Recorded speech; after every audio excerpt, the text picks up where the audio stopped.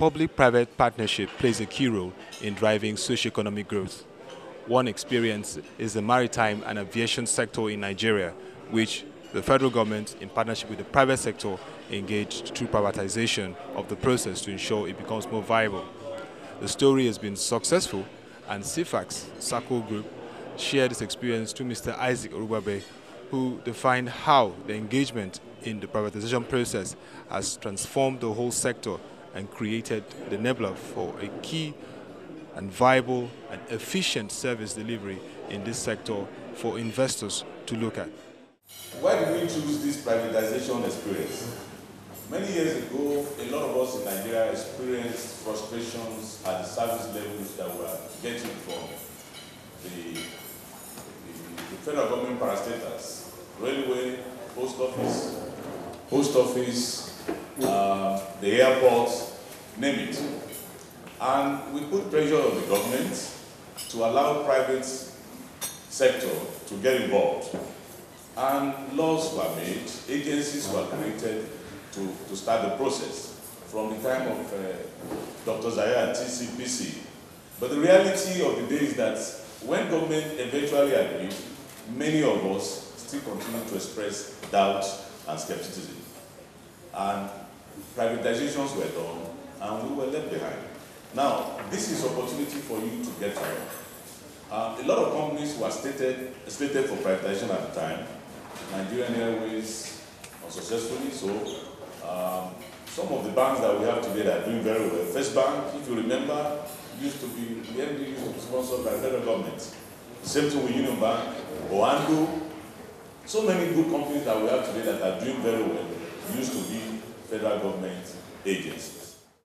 He made his presentation and showed the various dynamics and evolution of the privatization process and how it has changed the landscape. The privatization process. The law as we have it today makes the National Council for Privatization as the apex body for privatization. The Vice President of Nigeria is the chairman.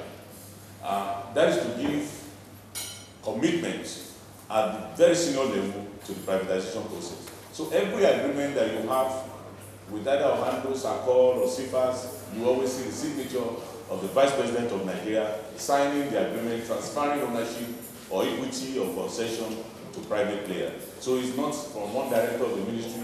And if you look at the board of NCP, it's an amalgam of virtually the federal government. All the key ministries have their ministers representing them on the board. Finance, energy, industry. About 7 ministers are on the NCP board. Now, the board also breaks its activities into committees. We have the technical committee where we have Mr. Atedo now as the current chairman of the technical committee for privatization. All those difficult issues about your capacity to perform, your financial capacity, your operational capacity, your technical capacities are handled at that level.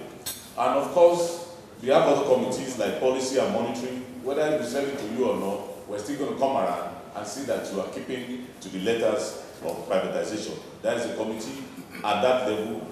And of course, publicity and mobilization committee, finance and legal committee. Mr. Isaac Orolugbagbe speaks further on how the dynamics has changed and what is ahead in terms of outlook for public-private partnership in the aviation and maritime sector.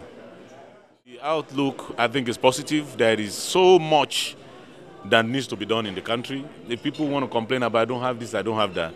Every time you have service issues or problem, these are big opportunities for improvement, big opportunities for investment, and big opportunity for private partnership. This is a developing country.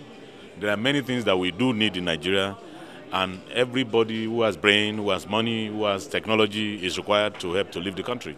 So the future is positive as far as I'm concerned.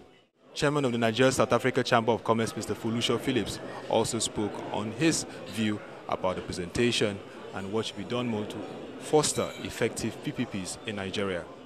The presentation we had today was a brilliant one and a fantastic case study of a successful privatization process.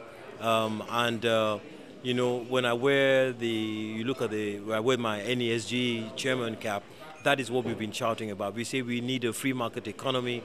We need an economy in which the private sector can come and play a major role.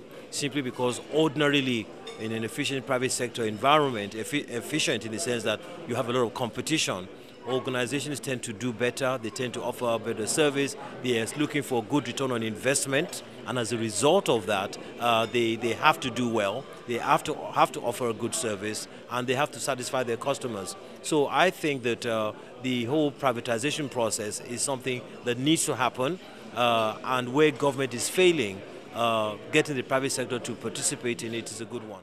Nigeria has now joined the ranks of China, Russia, and India as countries that have implemented effective public-private sector partnership to ensure that key sectors in the economy receive transformation.